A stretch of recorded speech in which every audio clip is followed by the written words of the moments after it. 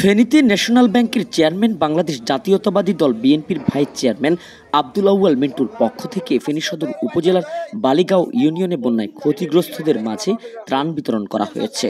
বুধবার 25শে সেপ্টেম্বর বালিগাঁও ইউনিয়নের মিয়ারবাজার ঈদগাহ মাঠে এই ত্রাণ বিতরণ কার্যক্রম অনুষ্ঠানে উপস্থিত ছিলেন জেলা বিএনপির আহ্বায়ক শেখ ফরিদ বাহার, জেলা বিএনপির সদস্য সচিব আলাল উদ্দিন আলাল, ফেনী সদর উপজেলা বিএনপির আহ্বায়ক ফজলুর রহমান বকুল প্রমুখ।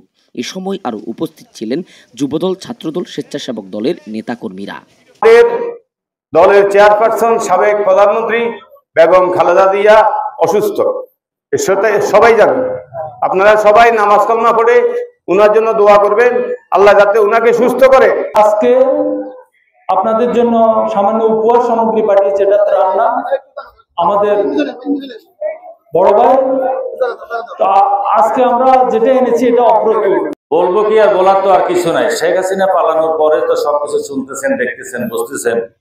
মিডিয়ায়, প্রিন্ট মিডিয়া, ইলেকট্রনিক্স মিডিয়ায় সবকিছু দেখতেছেন। আমাদের দল থেকে যে বার্তা আলাল ভাই দিয়েছে, যে আমরা অতীতে শেখ হাসিনা সরকারের পেটুয়া বাহিনীর মতো আচরণ করব না, 1 নাম্বার। দ্বিতীয় নাম্বার কথা হচ্ছে, যদি আমাদের দলের মধ্যে কেউ যদি তাদের সমপরিমাণ তাদের মতো যদি আচরণ করেন, বিএনপি দায়ভার নেবে না। উক্ত ত্রাণ বিতরণ কার্যক্রম অনুষ্ঠানে বালিগাঁও ইউনিয়নে বন্যায় ক্ষতিগ্রস্ত 500 জন মানুষের মাঝে উপহার সামগ্রী তুলে দেওয়া হয়। ত্রাণের প্রতিটি প্যাকেটে ছিল চাল, ডাল, তেল, আলুসহ নিত্য প্রয়োজনীয় ভোগ্যপণ্য। তানবীর চৌধুরী, অনুসন্ধান 24, ফেনী।